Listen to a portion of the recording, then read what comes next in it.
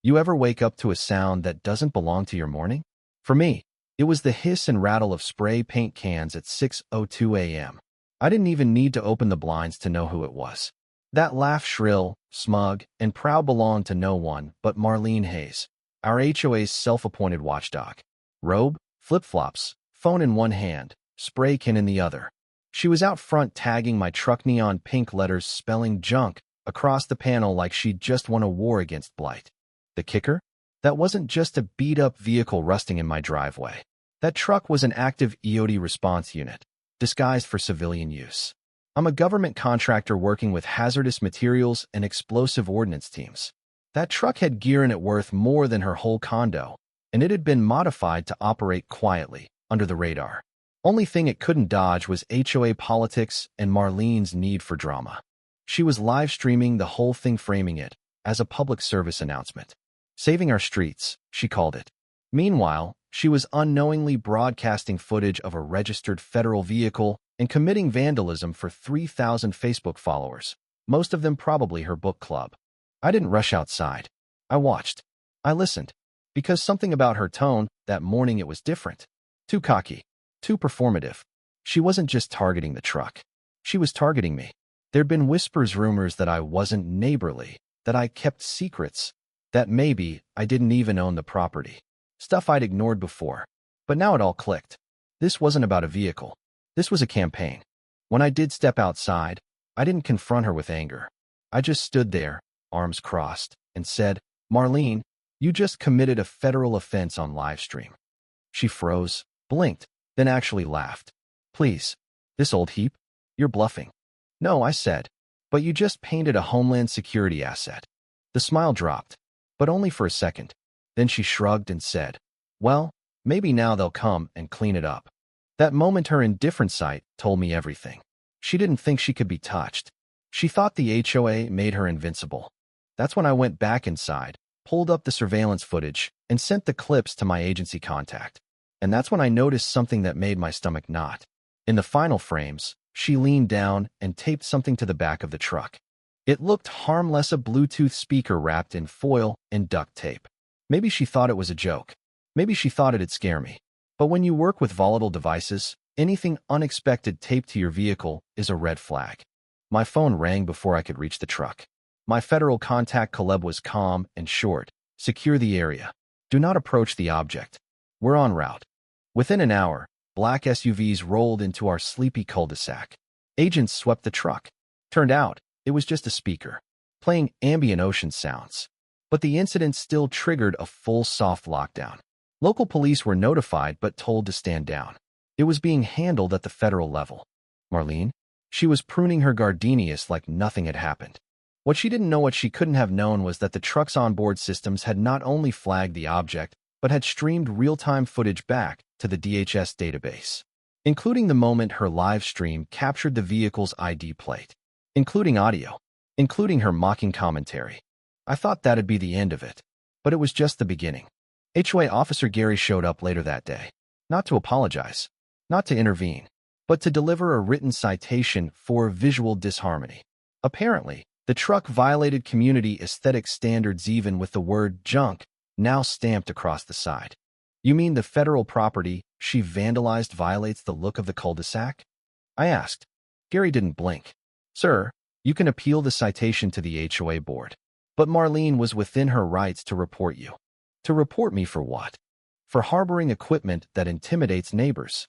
Harboring. That's when I knew this wasn't just Marlene going rogue. This was coordinated. I checked my emails. Someone had submitted 6 separate anonymous HOA complaints against my home in the last week alone. Overgrown hedges. An unfriendly front porch. Inappropriate lighting. This wasn't about property standards. This was an attempted purge. I called Caleb. Asked if I could escalate the incident. He told me to keep collecting data. Said the agency had already flagged Marlene's video for investigation, but the bigger issue wasn't the graffiti. It was what was accidentally revealed. The TikTok stream showed her in her husband's office. Nothing scandalous at first, but a federal image analyst caught something in the background, a stack of HOA ledgers and invoices. One of them was stamped with the seal of a supposed community landscaping vendor. That vendor didn't exist. They started digging. Within days, the story shifted. What began as an annoying act of vandalism turned into a full audit of the HOA's financials. And what they found was worse than anyone expected: forged signatures, embezzled funds, kickback contracts for security upgrades that never happened. All traced back to Marlene's husband, HOA President Darren Hayes, and a dummy company registered under his college roommate's name. The neighborhood didn't know any of this. Not yet. So Marlene doubled down. Went online. Claimed she was being stalked by federal imposters. Said I planted the speaker on the truck to frame her. Even accused me of running an illegal drone surveillance program. Her fanbase ate it up until one of her videos caught her bragging about her paint job with a glass of wine in hand, laughing about how the whole street would thank her. That video went viral, and not in the way she wanted. By the time the emergency HOA town hall happened, it wasn't about my truck anymore. It was about the culture of fear she had cultivated. The false violations, the threats, the way she'd made people scared to hang wind chimes or paint their shutters. Neighbors came forward with stories how she'd find a widow for a chipped bird bath, how she'd yelled at kids for sidewalk chalk. And then came the footage. I brought a drive, plugged it in, played it on the community center's projector. Marlene, in her robe, grinning, spray painting the truck. Audio of her mocking the government. The AI logs. The federal alert. Then, quietly, I said, "This vehicle is registered under the Department of Homeland Security. Tampering with it is a federal offense." The silence in that room could have cracked glass. Then the second video played. A zoomed-in screenshot from her own social media ledger entries in Darren's office, with funds marked for a community garden that didn't exist. The same garden they claimed they were upgrading, while their backyard got a brand new outdoor kitchen. Marlene ran out the back. Darren didn't show up at all. Days later, their devices were seized. The HOA bank account was frozen. Emergency elections were held. I didn't run for anything, but they asked me to advise the transition team. Transparency policies were put in place. Public voting records. Budget breakdowns. They even installed an anonymous feedback system that didn't route through HOA officers. Meanwhile, Marlene tried one more time. Hired a private tow company to remove my truck. She didn't know the feds had installed a passive tracker. The moment the truck was lifted, an alert triggered. Within minutes, agents swarmed. The tow guys backed off fast, left her standing in the street like a kid caught shoplifting. That was the last straw. A month later, she sold the house. Quietly. Moved out overnight. Rumor had it she was trying to cut a deal by providing evidence against her husband.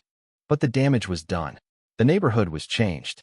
Kids started playing outside again. Neighbors waved more. Someone started a weekly barbecue night. The fear had cracked. And in its place, something like community took root. And the truck? Still in my driveway. Still a federally registered EOD vehicle. The pink graffiti has mostly faded, but I keep it there, as a reminder of what people think they can get away with and what happens when they try it on the wrong person. So let me ask you, if your neighbor turned your street into a war zone of lies, fear, and HOA fines, would you stay quiet? Or would you fight back, even if it meant going toe-to-toe with a woman armed with nothing but a spray can and a God complex? Leave your thoughts below. I'll be reading. And who knows, maybe Marlene will too.